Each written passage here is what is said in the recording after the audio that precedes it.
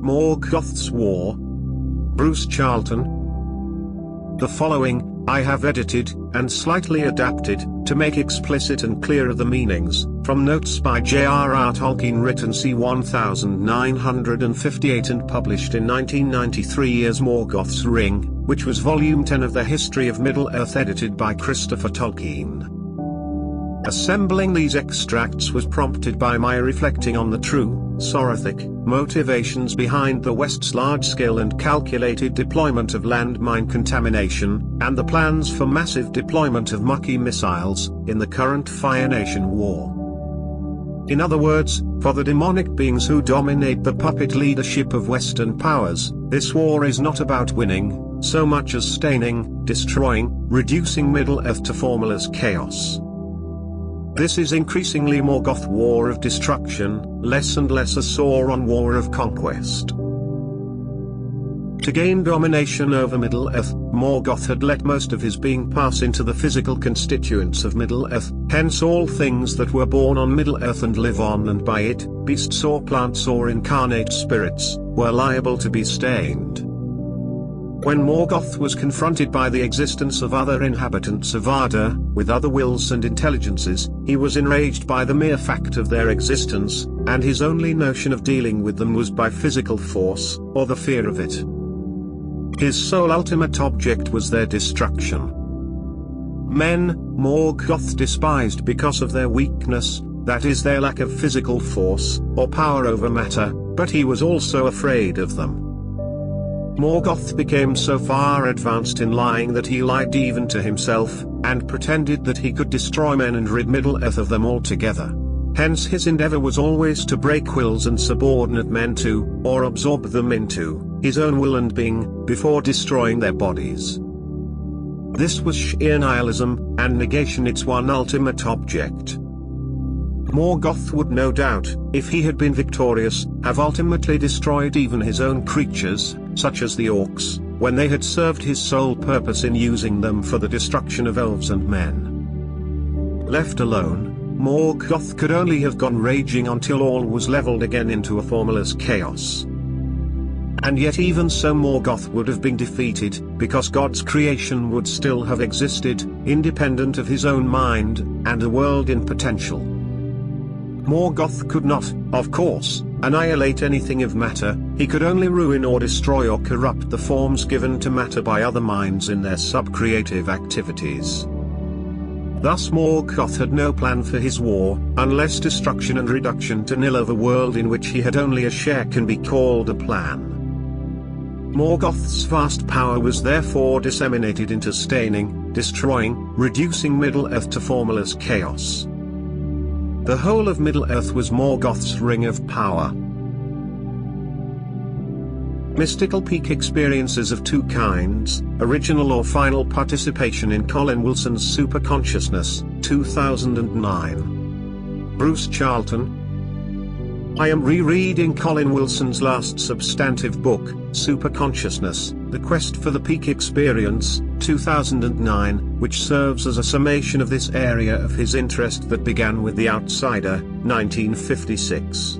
Wilson cites and describes a variety of religious experiences, or peak experiences, in Abraham Maslow's terminology, in which there was an alteration of consciousness and a feeling of well-being, elevation, understanding.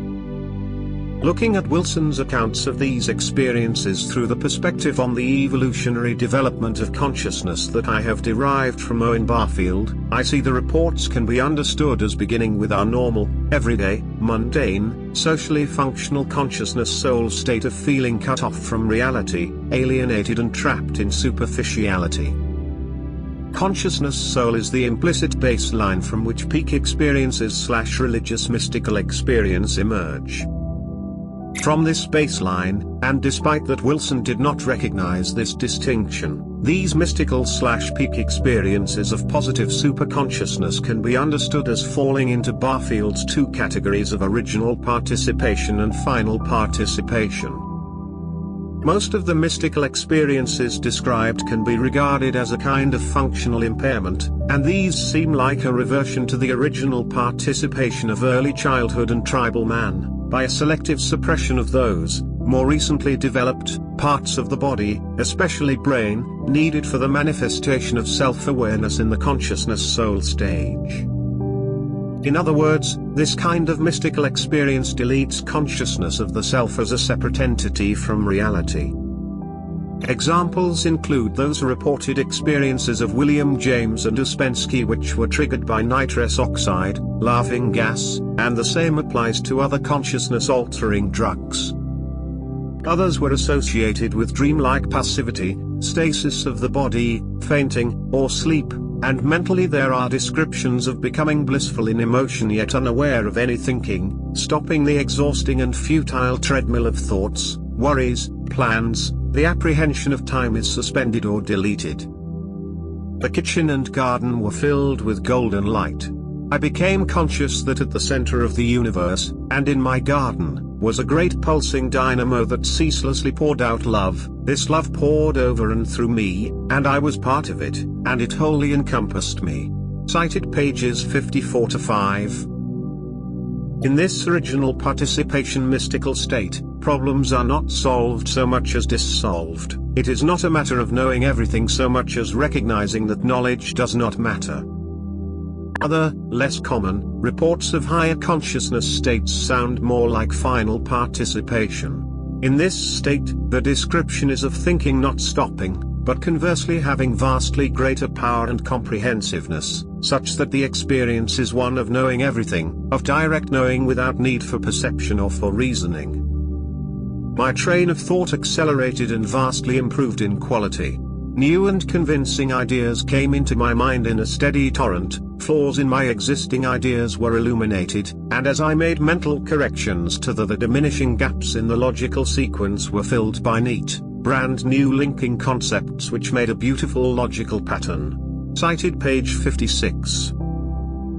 I interpret this difference as being due to the original participation being what Rudolf Steiner called an atavistic state, that is a reversion to an earlier developmental state, childhood, tribal man, which is being induced by a lowering of consciousness, resulting in a temporarily delirious impairment of brain function, by drugs, drowsiness, hypnosis, illness etc. While final participation is an enhancement of consciousness, the next evolutionary step towards a more divine, and more free and independent, mode of thinking, in which thinking is clarified and strengthened, and increases in scope and validity. This relates to the flow state Wilson describes earlier from the work of Csikszentmihalyi, which is associated with increased, indeed the highest, levels of functionality. For instance, when people such as creative artists, artistic performers, athletes, and craftsmen sometimes attain their supreme performance, sometimes called being in the zone, they find themselves unerringly doing things they could not usually achieve, and with total confidence. Thus original participation reduces functionality, and constitutes time out, whereas final participation is associated with the highest, most creative and adept, levels of functionality. Yet these two superconscious states, final and original, the one thinking, the other a cessation of thought, the one knowing without constraint, the other an indifference to knowledge, the one a flow, the other a suspension of time and movement, the one cognitive, the other contemplative. These states are not usually distinguished, are indeed generally conflated. I do, however, regard original participation as potentially valuable, but mainly as a glimpse of alternatives, a holiday, a recharging process, a therapeutic rest. While final participation is, I hope, the ultimate state of God-like, Christ-like, divine consciousness in which, eventually, Christians will spend most of our post-mortal resurrected lives. As for the consciousness soul in which we modern men spend most of our mortal lives, trapped and cut off from living and reality, I regard it as merely a transitional phase between original and final participations, much as adolescence should be a swift transition between childhood and maturity. Therefore I expect that mundane consciousness will very seldom be experienced in heaven, although it may be normal, or at least common, in hell. What am I doing here? And why salvation is not an answer? Bruce Charlton. Colin Wilson said that existentialism was an attempt to answer the question, what am I doing here? Clearly, there is no answer to this. Is the mainstream ideology of the West, whatever we want to call it, because it assumes there is neither purpose nor meaning to anything, but neither is there any answer from traditional forms of Western Christianity, which focus, almost exclusively, on salvation as the problem of life. And for mainstream Christianity, salvation really is the problem, being terribly difficult and insecure, such that it, ideally, requires constant attention and unremitting effort. For a traditional Christian, we can never be sure of our salvation, and therefore a serious Christian can never get much beyond working on salvation. Yet when "what am I doing here?" is the question, salvation is not an answer. This, especially when salvation is uncertain and insecure, but even at best, salvation merely kicks the can, moves the problem along. Why is salvation not an answer? Because, as usually taught, salvation says that the job of this mortal life is to be saved from mortal life. In other words, we live in order to be rescued from living. What kind of answer is that? The obvious problem is that this answer evokes the question of why we live this mortal life, if this mortal life is so fundamentally unsatisfactory that we need to be saved from it. Why does God bother placing us into this earthly mortal life at all, when the only point of life is to be rescued? Why not create us straight into the afterlife? Yet, even then, we will sooner or later want to know what is the point of the afterlife. One who was created directly into heaven might still, assuming he was a free agent, ask the same question of what am I doing here? Answering the existentialist question therefore requires a very deep answer, if that answer is to be satisfactory. There is the immediate aspect of what am I doing here? Which demands an explanation for this mixed and mortal life on earth, and there is the deeper aspect of what am I doing here? Which concerns the fundamental reason for being as it applies to me, personally. I think I have said enough here to demonstrate why secular existentialism could never answer its foundational question, because the question arose from the unsatisfactoriness of this mortal life, yet secular existentialism excluded, by assumption, the after and eternal life which might, in principle, make sense of this finite and entropic mortal life. Secular existentialism excludes a priori any possible answer to why? Questions. The answer is that our personal life exists within God's creation, which has a purpose, and that we matter as individuals because God is a loving parent to us, whose primary concern is with individual persons. Our mortal lives on this finite earth are therefore both part of the whole scheme of things and also individually significant, and the human condition has been set up on that basis. So, to understanding why? Questions about our own mortal life, we must eventually discern an answer to why? God created creation. What's good about the Wheel of Time? Reflections prompted by Blade Runner. Bruce Charlton. I was reading a review about all the things that are wrong and bad about the Ridley Scott movie Blade Runner and why, therefore it was not a great movie. And when I got to the end, it struck me that the criticisms were factually correct but grossly missing the point. Indeed, I felt that the Archaven author, Dark Herald, had loved the movie to begin with, but then picked at the movie's flaws, until he had eventually persuaded himself that Blade Runner was not great. But the point is that Blade Runner is great, or, at least, if any movies are great, then Blade Runner is one of them.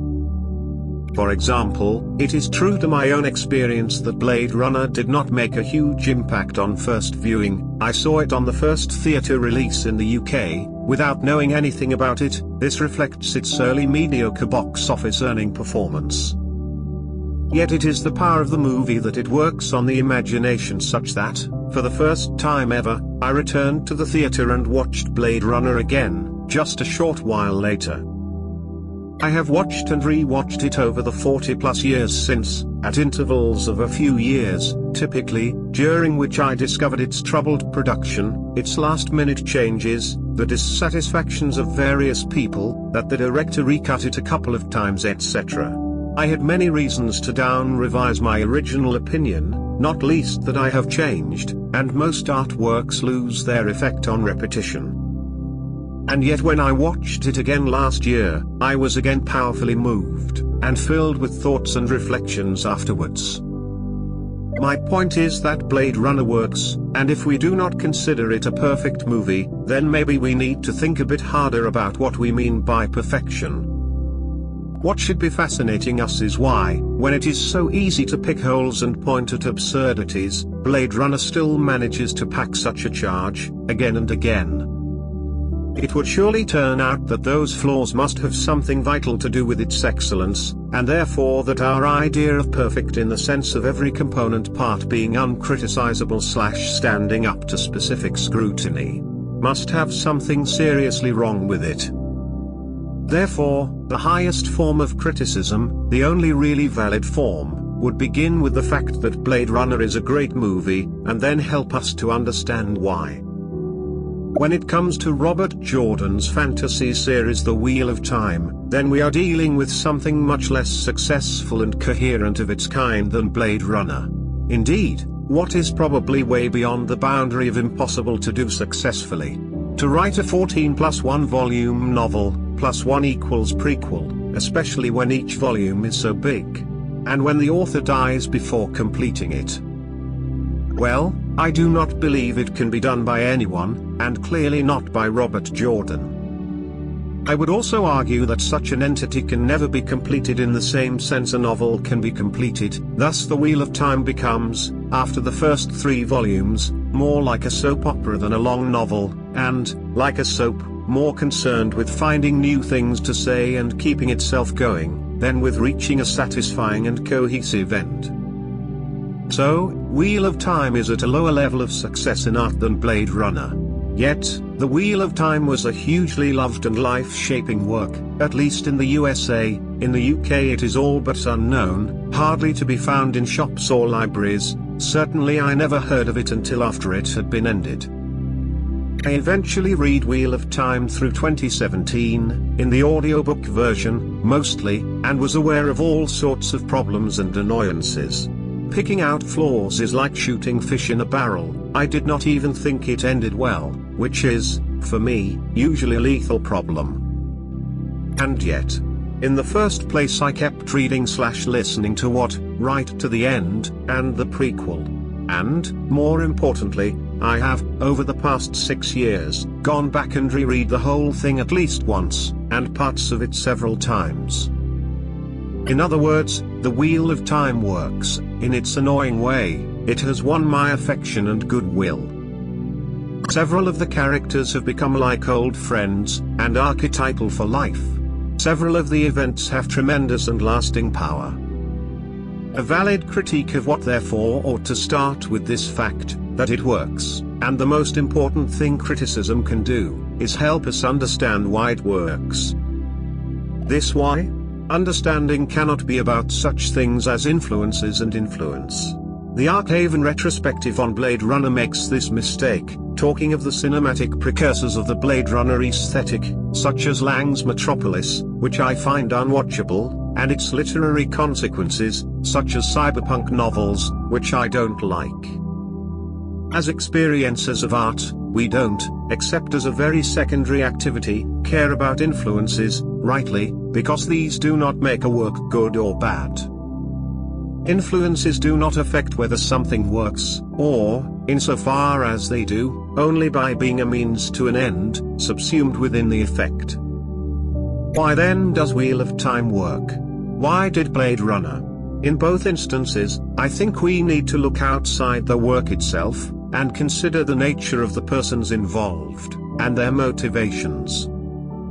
The work cannot be greater than the artist, and the artist at the exact time he actually did the work. Greatness doesn't happen by accident, but by aiming high. From reading interviews with Philip K. Dick, it seems to me that director Ridley Scott cared very intensely about Blade Runner, which was adapted from, or inspired by, Dick's novel Do Androids Dream of Electric Sheep? had thought about it a lot, and put extreme efforts into the movie. In several aspects, Scott's efforts were way beyond that of any previous movie ever made. Such motivations are the necessary background to the greatness of Blade Runner. I think the same applies to Robert Jordan. Jordan was, it seems to me, an interesting and thoughtful man, who was deeper than most modern writers, and certainly had greater inner goodness than most modern writers. Jordan's previous fiction was mostly of the hack variety, and with Wheel of Time he was doing his own thing for his own reasons, writing his own book for the first time. He clearly regarded what as his magnum opus, and put his best efforts into it over many years. Jordan's best efforts were not much directed at artistic form, or concision, or coherence. It was, for him, more a matter of putting in as much as possible of things that interested and concerned him. The unexpected sales success of the series enabled him to do this, to indulge himself in this respect, to the detriment of the overall work. But it was that impulse which led to what is good about the Wheel of Time, and what sends its readers back over and again. Therefore, a valid critique that attempts to answer why it works should primarily be focused on these engaging aspects of what, and should refrain, except secondarily, from the easy but misleading activity of picking it to pieces. Until we have eventually convinced ourselves, and maybe others, that it is nothing but a sprawling mess. The really interesting fact is that the Wheel of Time is indeed a sprawling mess, but a worthwhile and appealing sprawling mess. Intelligence and Vision. William Wildblood. When intelligence, as in IQ, reaches a certain point, if it is not complemented by intuition, it turns in on itself and becomes destructive. It is not the stupid or the average who destroy civilization and true culture. It is the bright and brainy who have failed to develop intuitive vision because they have stunted their spiritual growth who do this. And the reason their spiritual growth is stunted is because of wrong motivation. That is why I say they have stunted their own growth. Their intelligence has led them to overestimate themselves and their capabilities, and they have pushed away God. They do not realize or will not accept that they are dependent on God for everything. Earlier this week I had an operation to remove a cataract on my right eye. Lying on the operating table with my eyelids taped open, I knew I was completely in God's hands, and the surgeons, of course. But the point is, we like to think we are independent, and while to a certain extent we are, in reality we rely on God for everything from the air we breathe to the functioning of our heart and lungs and even our ability to think. Everything comes down to our Creator, upon whom we are more reliant than even children are on their parents. There is a proper developmental progression if it is not interrupted. Our knowing faculties should advance from instinct to intellect to intuition. Each one takes over from the previous and builds upon it. Each one is more conscious and wider ranging than the last. If this process stalls or fails to proceed as it should, then the negative qualities of whatever capacity is the highest at that point become apparent and take over. Looking at the last 150 years, a random figure but not without some substance, this should be obvious. In all fields there has been spiritual deterioration and destruction. We think we are more compassionate than our forebears, and we may well be, but that is because we have removed our focus from the spiritual plane entirely to the material. Therefore we may be more concerned with the realities of that plane, but we are correspondingly less concerned with higher planes. Physical suffering arouses our compassion, but spiritual darkness leaves us unmoved. Ultimately, as Jesus demonstrated and as the early Christian martyrs showed, it is spiritual darkness that is the greater evil. This clearly doesn't mean we should turn a blind eye to physical suffering. The point being made here is simply that when you deny the spiritual, you place more importance on the material, but then greater evils may pass unnoticed. The intellectual phase is the time when we are furthest removed from God and nature. We live without proper reference to either of them, as should be obvious from our behavior today, our behavior on both the left and right sides of the political spectrum, one should say. It is currently more obvious on the left, what with all the woke nonsense, which is a specific denial of the reality of natural laws and ways of being, never mind the laws of God. But the right without God has desecrated the earth in its pursuit of money and power, so one can hardly say it is much better. All these people have intelligence, though in the case of the woke, not much, but no intuitive connection to reality. Some of them might think they do, but that is because they mistake wishful thinking for intuitive vision, which a prejudiced mind finds easy to do. It was probably accepted by the spiritual powers that be that human beings would temporarily desert God as they developed their own faculties of thought and agency. This was perhaps necessary, but it should only have been brief in duration. If humans had been motivated by an honest search for truth, it would have been brief. Unfortunately, many of us were not well motivated. The inner corruption of stronger souls led many of them to reject God, and weaker souls followed in their wake. This has led to our current state of spiritual apostasy. The only solution is for us to move beyond mere intelligence to intuition, but we must make sure it is genuine intuition and that requires humility and a certain love of truth, or else our future state will be worse than our present one. What can remove the cataract on our spiritual eye? The surgeon's knife is faith, which means openness to God. What if the absence of Christian slaves shows that slavery is no longer enforceable? Guest post from commenter Serhei, Bruce Charlton. Author, commenter Serhei, aka Arakawa. An optimistic, possibly, thought following to on my prior comment on how does the blanket mind control system work? Trying to make sense of the latest mind control post and my ongoing bafflement at the weakest persecution of all time in 2021 also being all too effective.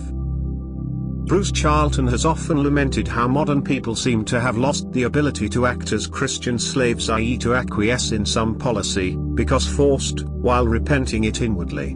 Physical acquiescence is almost always paired with subsequent utter spiritual submission. A tongue-in-cheek thought came to me that we may be getting the causation entirely backwards. Supposing that consciousness has evolved to the extent that people are more able to choose their state of being and unrelentingly translate their desires into reality, it would follow that nowadays a Christian slave who genuinely does not wish to be a slave, who genuinely desires to be free, will almost always find a way to act on that desire and smash his chains with the cooperation of other beings that share his desire for freedom. This is unlike past eras where a Christian slave may be stuck in this suboptimal state for a much longer time. Now, attaining freedom may not be a pleasant process, but by undergoing moderate or intense hardship the Christian slave proves that his desire is stronger than mere incentives. Those who are left behind in chains are increasingly, not always, but ever more, those who chose and continue to choose their chains, which makes it seem like physical and spiritual submission beget one another. This seems, in some ways, like a cruel doctrine. You are only oppressed because you chose to be. In other ways, it seems like a sign of increased responsibility and power of choice in the modern era.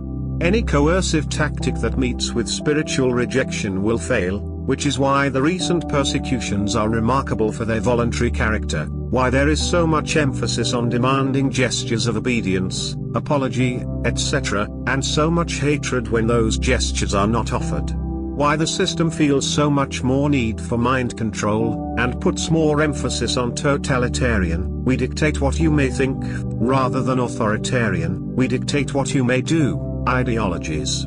It is increasingly not possible to enforce measures on people who do not agree to them. Which is why the Birdemic measures reversed so rapidly and every authority went looking for a new, not yet worn out fear for people to enslave themselves to. Perhaps that's a reason why things have not yet collapsed to the extent that they ought to. Plenty of people want to drown in destruction, but not enough. The public is still being sold on the idea. it occurs to me that even things like weather pattern change are sold primarily on the paradoxical idea that people ought to simultaneously hate and consciously wish for and desire a weather pattern catastrophe to manifest itself to, I don't know, spite the hypocrisy of civilization or something. Rather than judging how this may apply to others. Makes me wonder what other forms of obeisance I have been acquiescing to, am still acquiescing to, where there is no real consequence to defiance, where I could just stop. Note from Bruce G. Charlton. The above post strikes me as a very important and exciting insight, which is why I asked Sai if I could publish it as a guest essay. If you didn't catch the full impact at first shot, I recommend rereading and pondering its implications. How did so many people, including far too many Christians, get the idea that Christians regard this mortal life as unimportant? Bruce Charlton. The truth is that Christianity, properly understood, says that this mortal life is of vital importance, and this importance derives from the destination of personal, resurrected eternal life. But the idea that this temporary and sin-ridden mortal life is unimportant apparently entered Christianity very early, and I believe it came along with the idea that salvation is only available by means of each Christian adhering to stringent behavioral criteria, for example and especially, membership of and obedience to the requirements of the true church. I regard this kind of, de facto, anti-Christian Phariseeism as ultimately a consequence of some early decisions to make the one true church an essential mediator between each man and salvation, without which damnation was the default. It never was metaphysically essential for Christians to be obedient church obeyers, but there was a practical reason why churches became regarded as essential, which was that human individuality was much less in the early years, probably at least 3/4 of the years, of Christian history. Since individual Christians were essentially communal and social beings, in practice they had to be Christians via churches. But now, humans are individuals, like it or not, and it is not just possible but unavoidable that we each take personal responsibility for our faith and behaviors. We can no longer obey external authority, such as churches, spontaneously and unconsciously, and we should not try to do so, precisely because we now can take personal responsibility. In particular, it is overdue that Christians ceased to spend their lives circling around and around a perpetual and unassuageable worry about their own salvation, sometimes returning to this theme every time they pray, like a hamster's trapped a wheel, or, worse, like being chained to a never-stopping treadmill of pleading, propitiation and rumination on the same theme. Read again the fourth gospel. Is there the slightest indication that Jesus wanted us to live this way? I am confident that the original teaching of Jesus Christ was that anyone who truly desires resurrected eternal life in heaven can have it, after our physical death, through the simple means of following the Good Shepherd who will guide us to that destination, and, at that time, doing whatever is required of us to follow him. This means that salvation is not a problem for those who want it, and believe on Jesus as the way to achieve it. The difficult thing may be getting people to want it, or to believe the claims of Jesus as the way, although the truth about Jesus should become apparent after death, to anyone who really wants resurrection. When salvation ceases to be our primary concern, then we can and should focus on living well this mortal life, which, in a nutshell, means learning from the teachings, the life lessons, that God the Creator will provide for each of us during the time He sustains this life. In other words, the importance of this mortal life is learning from it, and such lessons are important only because they have relevance to us, personally, for eternity. After all, mortal life lessons are not very important for someone whose individuality is extinguished by death, such as atheists on the one hand, and on the other those who believe the individuality is dissolved into the divine after death. Far from Christians regarding this mortal life as unimportant, Christians are just about the only people who regard this life as genuinely important, as vitally important, everlastingly important, and important to both the individual and all the other inhabitants of heaven. We get what we want in this mortal life, including spiritual enslavement, but, in the primary context of the life experiences we need to learn from. Bruce Charlton. Sai's excellent and thought-stimulating guest post yesterday brings into focus that there is an important sense in which modern men get what they want in this mortal life. So that the spiritual, indeed physical, state of slavery cannot be enforced on a population without consent, but instead people must be induced to desire slavery, and indeed to demand it.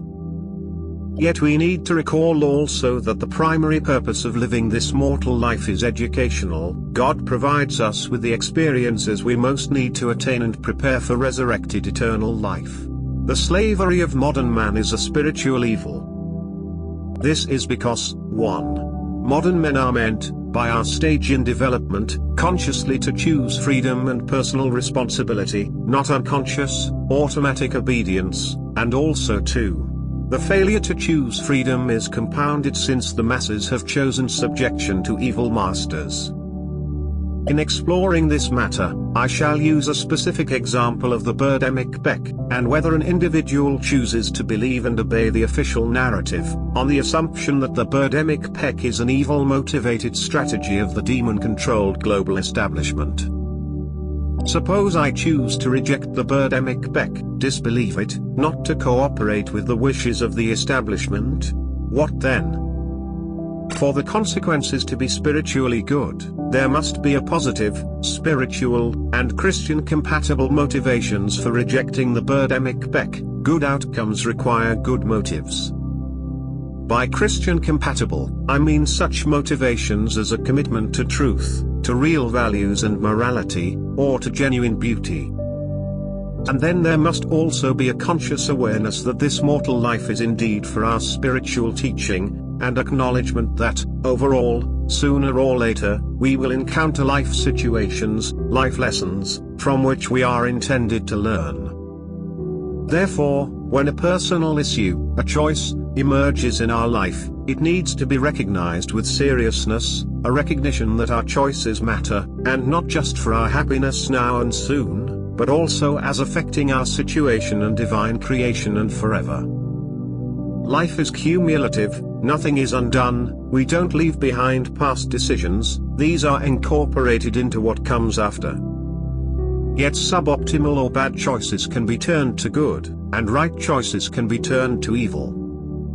For instance, if a keen submission to the Birdemic Beck plan is later repented, and a choice made to reject the agenda of global evil and instead to work in alliance with divine creation, then this learning from experience will set a positive tone for whatever comes after. But if, in contrast, someone rejects the Birdemic Beck propaganda but for the wrong reasons, such as a fear of damage to psychological or physical health, then this will constitute a commitment to another of the agendas of evil, and subsequent life will become increasingly health-fear dominated, and move in a selfish and hedonic direction. Perhaps towards intractable hypochondria, joining the mainstream approved pattern of clinging to lifespan, and despair at the inevitability of death. One who chooses to submit to the Birdemic Beck thereby accepts the package, the motivations and plans, of which it is a part, which is why this is one of the litmus test issues, which is explicitly, as well as implicitly, an agenda for de facto enslavement. Thus slavery is chosen. But the significance of this slavery is primarily spiritual. It is in essence not a matter of you being subjugated to surveillance, confinement and micro-control of lifestyle. That is a means to the underlying spiritual goal of having you live in perpetual fear and resentment, self-hatred and despair. A condition in which biological death is seen as annihilation of yourself. Or else a continued half-life may be offered, and may be sometimes actually given, under conditions, to those who consent to it, as an enslaved, ghostly spirit of evil perhaps, a computer download, or a life energized or extended by means of the predatory/parasitic exploitation of human energies and vitality. In sum, physical slavery is chosen because it is a means to the end of spiritual enslavement, consent to a process of incremental value corruption leading to self-damnation. Because all damnation is chosen. What is the great modern orthodoxy? William Wildblood. This is an excerpt from my forthcoming book, By No Means Equal, to be published in October. What is the one thing you cannot speak against without being regarded as wicked and immoral? Is it not the idea of equality? This is the first principle of modern Western democracies and is applied to wider and wider fields. But what is its basis? Does it derive from the study of nature? One would assume it must, but when you look for a possible origin, it is hard to find. For equality does not exist anywhere in nature, and the belief in it has no reasonable foundation, since people are very different. They are not the same, so they are not equal. It's that simple. In fact, no two things in the created universe are the same. The only things that are so are machine-made, and these we describe colloquially but perceptively as having no soul. This leads one to think that perhaps the contemporary belief in equality is a consequence of the denial of soul, which is the bedrock assumption of modernity. For modernity is based on the separation of man from God. That is its defining characteristic. No doubt the ideological belief in equality was also a reaction to the pronounced inequality that existed in the pre-modern age. But, like many reactions, it was an overreaction, and we went from one extreme to another. Or maybe from a perceived extreme to a real one. The further you get from truth, the more truth seems extreme. The idea of the oneness of humanity, which gained currency from the 18th century onwards, was also a factor. An inner oneness should not negate outer differences, but the tendency of humanism has been in that direction, as the rejection of spirit resulted in what belongs to that level of existence being brought down to and misexpressed in the lower level, as it can no longer be expressed in its proper sphere. Equality taken to its logical conclusion means everyone, or even everything, for why stop at human beings, is the same. There is no better and no worse. Everything is reduced to a uniform level, which means that the idea of quality is undermined. You can either have quality or equality.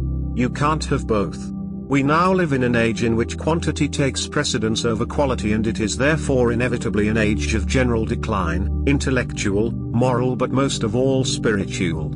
This is the hidden side of democracy. We need to restore balance, but that will require such an upheaval in our current way of thinking that deeply entrenched beliefs which have grown up over 200 years will have to be thrown out. The idea of hierarchy will need to be re-established in some form, and people will have to accept that, though we all form part of the human family, we are not equal, certainly not as far as this world is concerned, and probably not even the next. Perhaps if we replaced the word equality with justice, we might make some progress. Equality means nothing. It describes nothing real. All human beings deserve respect, but if you regard them all as equal, you will destroy civilization just as we are destroying it now. Besides, can you restrict equality just to people? Once you have started, where do you draw the line? These things have a tendency to move on to the next stage once they have established themselves, and even now there are many people who regard human beings and animals as equal. What this will mean in practice is that anything that separates humans from animals will be regarded as suspect. To make the higher and the lower equal here and now, you have only one recourse. You must bring down the higher. Men are by no means equal on the earth plane, but that is not a cause for dismissing anybody. With these words the masters have summed up the situation. All human beings have intrinsic value in the eyes of God, and all have the potential to become godlike. But that potential has been realized by only a few completely, the saints, and in some it has been totally lost, the demons. In between those two extremes there are as many shades as there are souls. By giving into the illusion of equality, we are actually destroying spirituality, because we reduce it to something that no one has more of than anyone else. It becomes something that is within us all to begin with, and does not need to be grown, developed and worked for, just realized. This both devalues the individual and flattens the transcendent. Goodness, truth, beauty and holiness are made meaningless. That is the end result of egalitarianism. Everything is reduced to nothing. Cosmos is returned to chaos, the only state of true equality. Bumping against the evanescence of this mortal life, the ultimate meaning of peak experiences, Bruce Charlton. From Surprised by Joy by C.S. Lewis, 1955. Joy is distinct not only from pleasure in general but even from aesthetic pleasure. It must have the stab, the pang, the inconsolable longing. With that plunge back into my own past there arose at once, almost like heartbreak, the memory of joy itself, the knowledge that I had once had what I had now lacked for years, that I was returning at last from exile and desert lands to my own country. The distance of my own past joy, both unattainable, flowed together into a single, unendurable sense of desire and loss, which suddenly became one with the loss of the whole experience, which, as I now stared round the dusty schoolroom like a man recovering from unconsciousness, had already vanished, had eluded me at the very moment when I could first say it is. And at once I knew, with fatal knowledge, that to have it again was the supreme and only important object of desire. The imaginative longing for joy, or rather the longing which was joy. Yesterday on a train to the Northumberland town of Hexham, a clear and sunny day, travelling with my son, and for more than half an hour, I was filled with that romantic feeling, which seems so much more than just a feeling, which C.S. Lewis called joy, and which Novalis first described as Sehnsucht, specifically a longing for the enchanted blue flower. Everything I saw, and the conversation, was layered with meanings. I felt that I was in exactly the right place for what was needed at that exact time. Gratitude was probably the main emotion. I know this feeling well, and am familiar too with the longing aspect of it, yet I have never been contented by Lewis's, or Novalis's, definition of this feeling in terms of the attribute of longing. That seems superficial, and also incidental. The core of the experience of joy is, surely, in terms of its intended function, I seek an explanation of why this feeling may happen, and what it is implicitly pointing at, which is not, I feel sure, merely more of the same, more than merely the feeling's own perpetuation. In brief, I have always felt that the reason for each instance of joy was that I was supposed to learn something, but what I actually learned, or was supposed to learn, was something I found it impossible to be sure about. The content of the experience seemed to matter more than the feeling, yet it was not just the content that led to the feeling, it was not just my perceptions, nor other stimuli.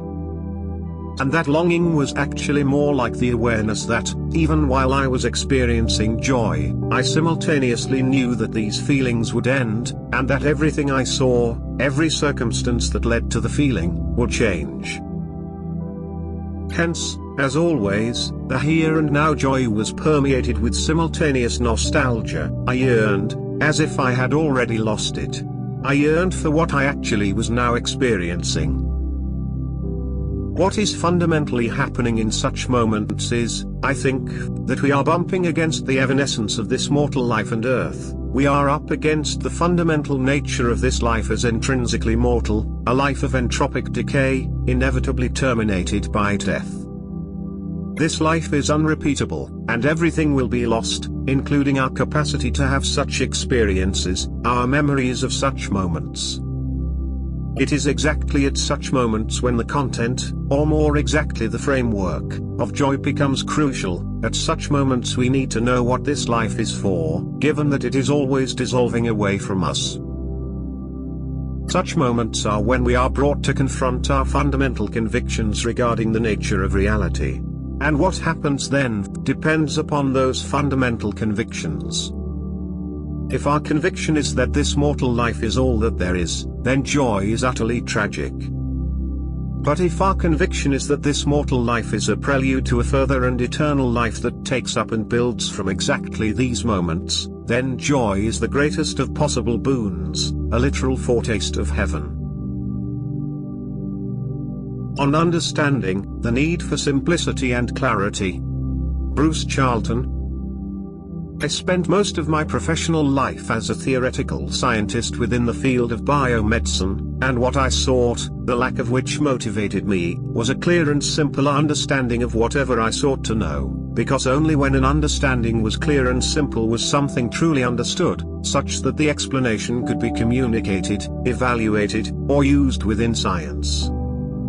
In practice, genuine understanding can only be reached when the situation has been made sufficiently simple to be clear, graspable in a single act of comprehension and not by some chain of reasoning. That way, when we are wrong, the fact can be discovered. Clear and simple error soon reveals itself. But for someone whose false understanding is complex and cloudy, well, he can never be brought to a point when he realizes his mistake. Anything short of this meant that I did not really understand, but was just taking on trust, and if I communicated something I did not understand I was just parroting it. That's how nearly everything in the public realm, including the discourse of Christian churches, strikes me, like the sound of parrots quoting parrots. Participants in Christian discourse sometimes believe that this parroting is what a Christian ought to do, as a sign of reverence and trust. People quote and believe those who they have been told are authorities, using words they have been told are profound, and so forth. I am prepared to accept that parroting was an acceptable path, in the past, when traditions remained true. Indeed, mere obedience to, not understood, church authority was a safe path to salvation in some times and places.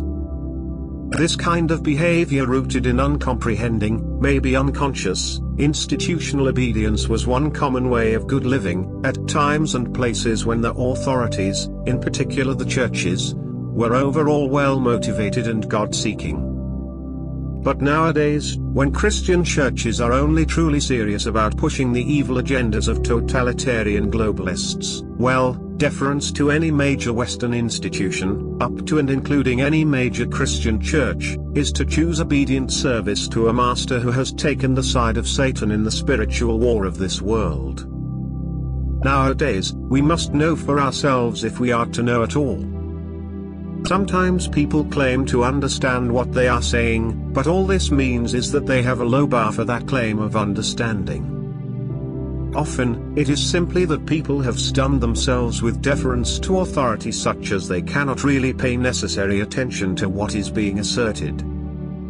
Or that they bewildered themselves with abstractions, so they cannot keep track of coherence. Or they may have terminated the process of learning by declaration of mystery, yet without becoming clear what they mean by mystery, and that such primary assumptions are necessarily foundational, not expedient. Well, each ought to lead his life in accordance with his primary convictions. On the other hand, for Christians dishonesty is a sin, and dishonesty with oneself is one of the most dangerous of sins, a sin that surely leads to other sins, without a tendency for self-correction, as we see all around us. And at the root of such dishonesty often lies a false claim of understanding. If every person is innately different, then how come some people strive to be different? Bruce Charlton. The history of whether people are, or are meant to be, essentially the same, or essentially different, is a matter of metaphysical assumptions and cannot be determined from observations and evidence, although observations and evidence may be more, or less, consistent with the metaphysics, in different times and places. Men and women, and people of different ages, have always and everywhere been regarded as qualitatively different, at least in this mortal life, until officially the day before yesterday, in a few Western nations. From what I can gather of hunter-gatherer spirituality, they regard each person as different and unique, because a unique combination of ancestors, and perhaps animal spirits. This is how I feel about people, instinctively, spontaneously. Each person that I get to know seems to be unique, with resemblances. There are, for instance, distinct likenesses between my mother, sister, and daughter, such that they are obviously relatives and have an hereditary, presumably, affinity, but each is a very different person. So, from this perspective, everybody is primarily an unique individual, but some people have secondary, more superficial similarities. In this primal setup, we assume difference, and explain similarity. For example, similarities may be explained in terms of innate attributes, intelligence, personality, size, strength, heredity, or having had similar experience. Traditional religions in agriculturally based societies posit a very different setup, however. Such societies tend to regard groups of human beings as having an essentially identical nature, and from this assumption of sameness they explain differences. All people may be regarded as essentially the same in origin, or they may be divided into groups such as us and them, or castes, aristocrats and peasants, for instance. Perhaps more exactly, in agrarian society there is an ideal of sameness. For instance, all priests, or all members of a religion, or all citizens of a nation, may have an ideal type toward which they are encouraged to strive, and from which departures are disapproved, and perhaps punished. In such religion, it is often stated or implies that men are created the same, and differences emerge later, and again in the afterlife there is either an identical state for everyone, Sheol, Hades, or else categories of particular people, Valhalla for warriors, saved and damned, within which there is a single ideal type. Traditional Christian heaven is often depicted and imagined as containing hosts of angels, and of the saved, with little or no differentiation between the individuals, as if ideal men have returned to a primal and intended sameness.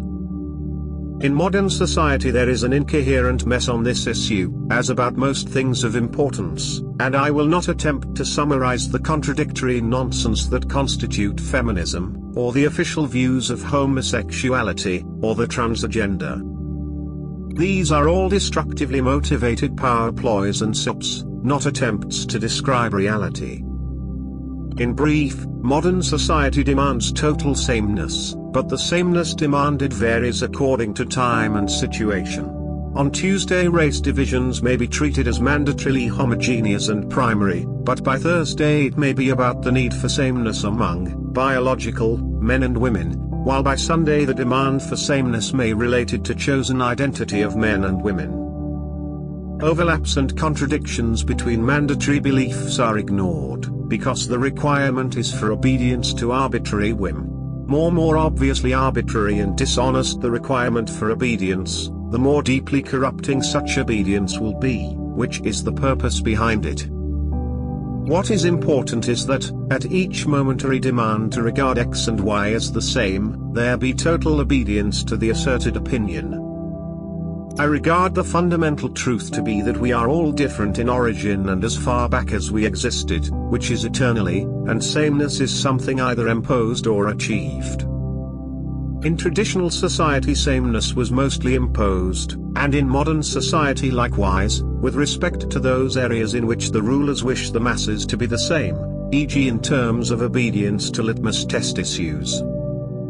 The situation is that difference ought to be taken for granted, because it is innate, yet at the same time both traditional and modern societies depend on treating groups as de facto identical. So there is an innate tension. The modern idea of wanting to be, and displaying, personal difference, is a consequence of society imposing sameness on what are in fact fundamentally unique individuals, and this desire typically emerges at adolescence, when the child is psychologically detaching from parental control. The adolescent therefore feels this innate tension between actual individuality and imposed uniformity most keenly. In traditional societies the adult role is more of an externally imposed stereotype than childhood, and innate individuality rebels against this artificial uniformity. Adolescence is a short phase during which the child is channeled into one or another of the uniform and finite adult roles, as demanded by society. Modern ideology pretends to support individuality against this channeling, but actually demands uniformity on key, destructive, issues. The stereotypical roles have been subverted, demonized, and indeed eliminated.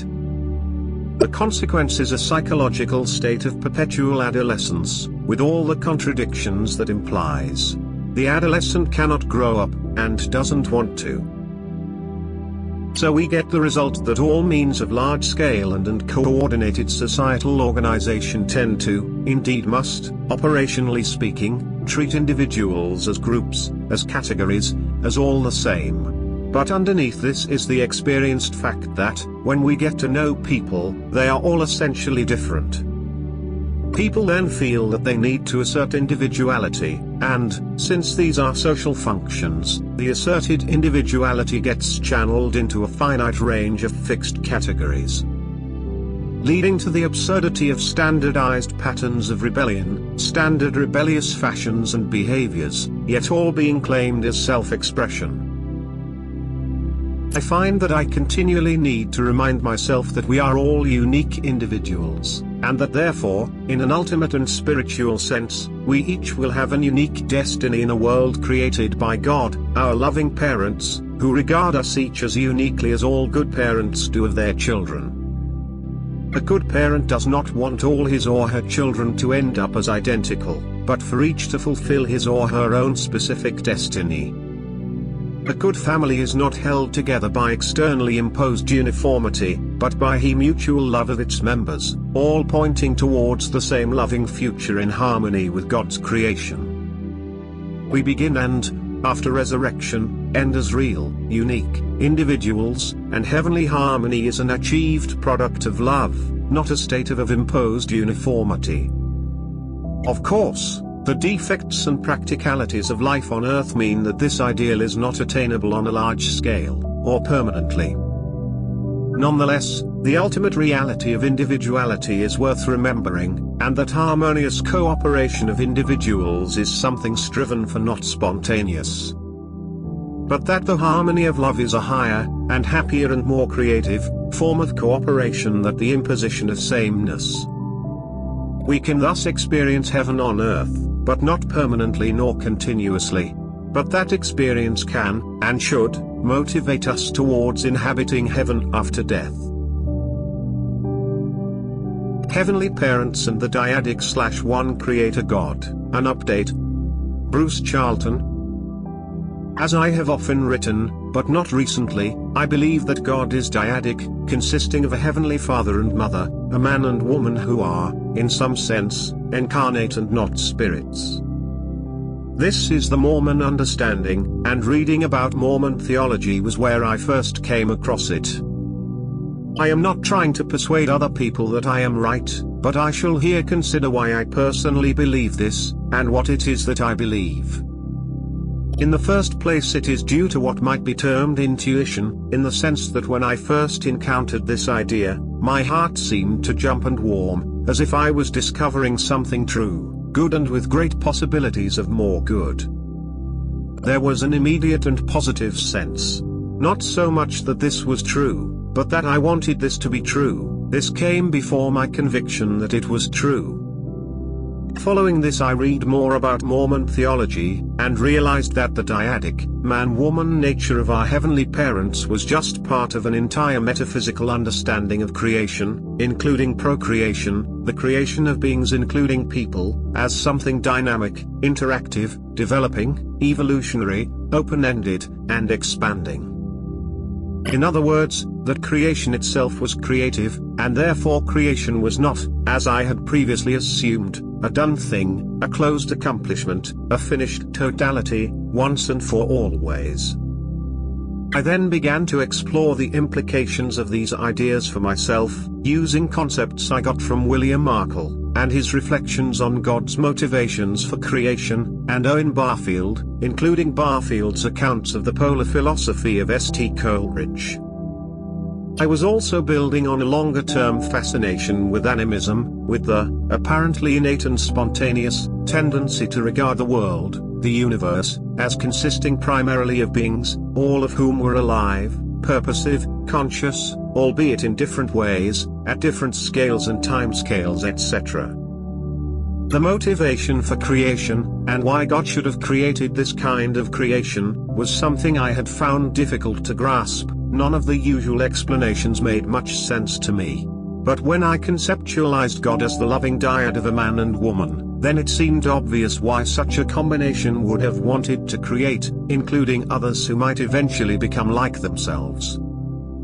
Furthermore, it did not seem possible that creation had arisen from any state of oneness of self-sufficiency, since this would make creation arbitrary, nor could creation arise from a tendency towards differentiation, because that would lead to meaningless, purposeless chaos.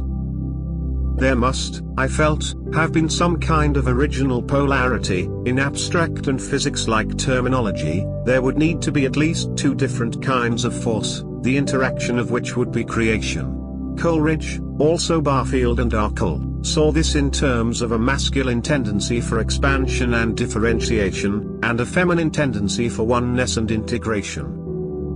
But in terms of my, non-abstract, preferred metaphysics of beings and animistic assumptions, masculine and feminine simplifies to just a primordial man and a primordial woman. This would mean two complementary, unlike but of the same kind, beings, the love of whom would lead to a desire for creation. In the same kind of way that, in this mortal life, love of man and woman usually leads to a desire for procreation. At some point I validated this understanding by means of meditative prayer, by refining and asking a simple question, feeling that this question had got through, and receiving a clear inner response.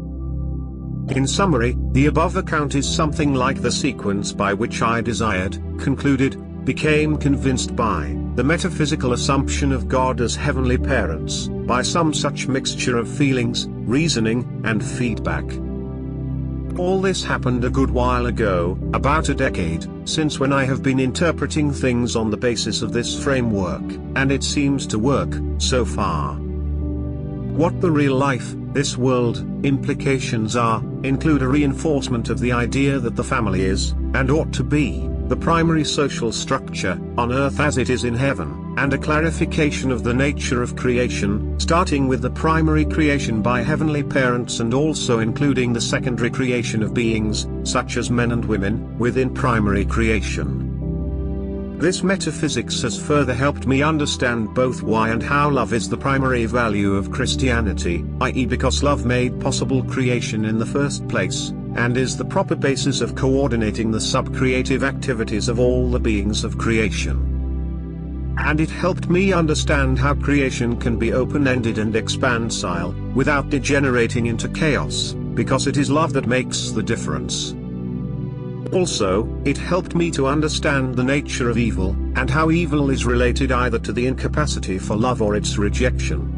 Without love, the innate creativity of individual beings is going to be selfish and hostile to that of other beings. Non-loving attitudes, thinking, and actions by beings, will tend to destroy the harmony of creation. I don't talk much about this understanding, and I often use the generic term God, because it is difficult to explain briefly and clearly that the dyadic God of our heavenly parents serves as a single and coherently unified source of creation. But God is two, not one, because only a dyad can create, and creation must be dyadic.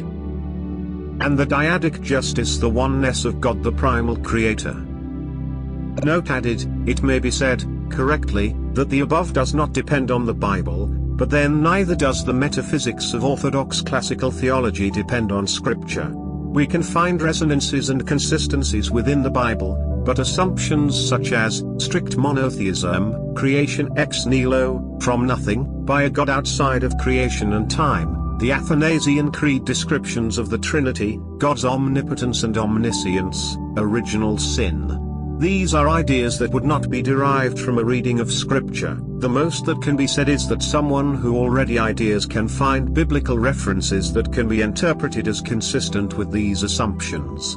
They are, apparently, products of philosophically sophisticated theologians who brought these ideas to Christianity from earlier and mostly pagan, Greek and Roman, sources.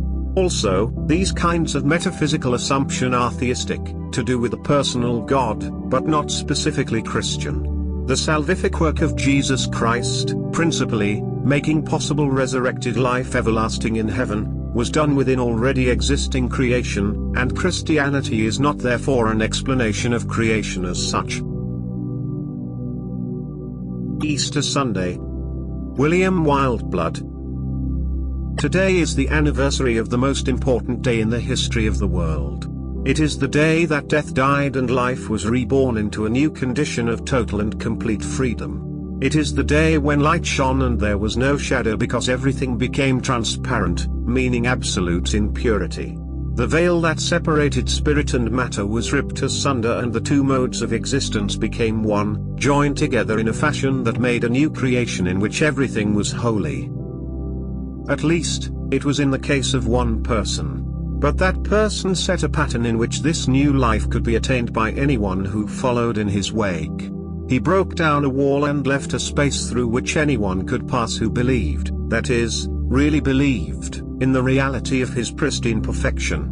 Believing in him also means accepting his suffering because that is the means through which the soul is purged and cleansed of its residual filth, an uncomfortable word but one which any true believer will recognize as accurately describing the state of the soul before it allows Christ to shine his light into its darkest corners.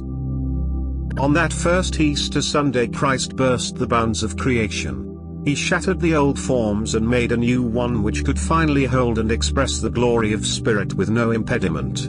We all still labor away with the old forms, the ones that darken and restrict and bind and limit and constrain and crush and weigh down. But the new form now exists and awaits all those who are prepared, through Christ, to make themselves fit and worthy to receive it. No one is worthy of themselves, of course, but we can become worthy through the giving up of self and the acceptance of Christ. This is what belief means. It is so much more than mere intellectual assent. It is opening up one's whole being to the reality of Christ and allowing oneself to be transformed by his spiritual light and power. That is the hope and promise offered by Easter Sunday.